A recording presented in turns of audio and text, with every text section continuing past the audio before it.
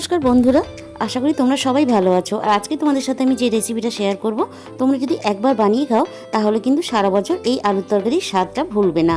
এর জন্য আমি প্রথমে দুটো মাঝারি সাইজের আলু নিয়েছি। প্রথমে আমি আলুগুলো মাঝখান থেকে কেটে নেব, তারপর আমি ছোট ছোট টুকরো করে পিস করে নেব। এখানে আমি আলুগুলো ছোট ছোট টুকরো করে পিস করে নিচ্ছি। তোমরা কিন্তু চাইলে আলুর টুকরোগুলো বড় সাইজেরও রাখতে পারো। আমার সবগুলো আলু এখানে কাটা হয়ে গেছে এইভাবে। এই সময় তো আনারস বাজারে প্রচুর আছে, আর এই আনারসের মাঝে যে শিরাটা থাকে সেই শিরাটা কিন্তু আমরা অনেক সময় বেশিরভাগ ক্ষেত্রেই ফেলে দিই। আমি কিন্তু এখানে ফেলবো না, এগুলো আমি ছোট ছোট টুকরো করে কেটে নেব। আমি এইভাবে ছোট ছোট টুকরো করে কেটে নিলাম। এরপর আমি 2 পিস এখানে আনারস এর সাথে ছোট ছোট পিস করে কেটে নিচ্ছি। তোমরা চাইলে এটা দিতেও পারো, নাও দিতে পারো।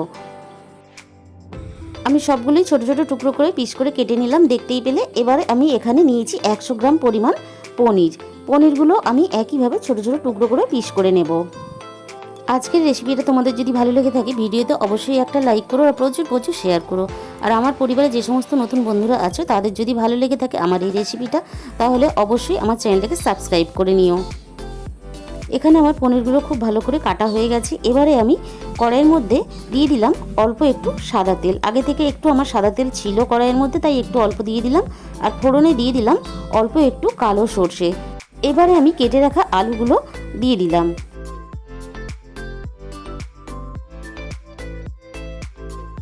এবারে আমি আলুগুলো নাড়াচাড়া করে ভেজে নেব। এখানে আমার আলুগুলো প্রায় ভাজা হয়ে গেছে। দেখো গোল্ডেন ব্রাউন করে ভেজে নেওয়ার পরে আমি এখানে দিয়ে দিলাম আনারসের টুকরোগুলো। আনারসের টুকরোগুলো আলুর সাথে আমি এইভাবে নাড়াচাড়া করে ভেজে নেব।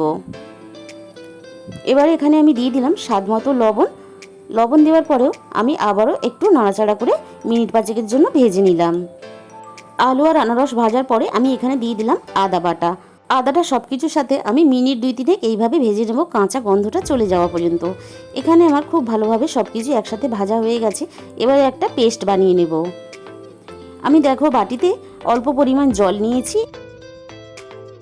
এখানে আমি জলের মধ্যে দিয়ে দিলাম 1/2 চামচ হলুদ গুঁড়ো আর দিয়ে দিলাম 1/2 চামচ ঝাল লঙ্কার গুঁড়ো। তোমরা এখানে নিজেদের মতন করে ঝাল ব্যবহার করবে, তবে এখানে খুব বেশি ঝাল ব্যবহার করলে ভালো লাগবে না। আর দিয়ে দিলাম 1/2 চামচ জিরের গুঁড়ো আর 1/2 চামচ ধনে গুঁড়ো। আর দিয়ে দিলাম কালারের জন্য অল্প একটু কাশ্মীরি লঙ্কার গুঁড়ো। সব কিছু আমি খুব ভালোভাবে একসাথে মিশিয়ে দেব। এখানে কিন্তু খুব বেশি ঝাল ব্যবহার করো না, তাহলে ভালো লাগবে না। এবারে আমি মশলাটা আলুর মধ্যে দিয়ে দিলাম।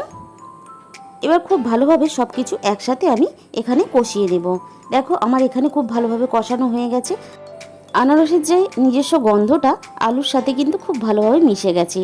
এবারে আমি দিয়ে দিলাম পরিমাণ মতো জল দেওয়ার পরে আমি একটু ফুটতে দিলাম। এর মধ্যে আমি এবার কেটে রাখা পনিরগুলো একে একে দিয়ে দেব। এই সমস্ত কিছু যখন একসাথে ফুটে উঠবে, তোমরা যখন রান্না করবে তখন নিজেরাই বুঝতে পারবে কতটা খেতে সুস্বাদু হবে। পনিরগুলো ঝোলের মধ্যে দেওয়ার পরে আমি খুব ভালোভাবে সিদ্ধ হওয়ার জন্য ঢাকা দিয়ে দিলাম। এবারে আমি ঢাকা খুলে চেক করে নেব সিদ্ধ হয়েছে কিনা। এখানে আমার খুব ভালোভাবে সব কিছু সিদ্ধ হয়ে গেছে। দেখো আলুগুলো আমার এখানে খুব ভালোভাবে সিদ্ধ হয়েছে কিনা আমি দেখিয়ে দিচ্ছি। আলুগুলো দেখো এখানে খুব ভালোভাবে সিদ্ধ হয়ে গেছে। এবারে আনারসটা আমি দেখিয়ে দিচ্ছি, দেখো কত সুন্দরভাবে সিদ্ধ হয়ে গেছে। এরপর আমি এখানে দিয়ে দিলাম অল্প পরিমাণ গরম মশলার গুঁড়ো। গরম মশলা গুঁড়ো দেওয়ার পরে আমি হালকা হাতে একটু নাড়াচাড়া করে মিশিয়ে দেব।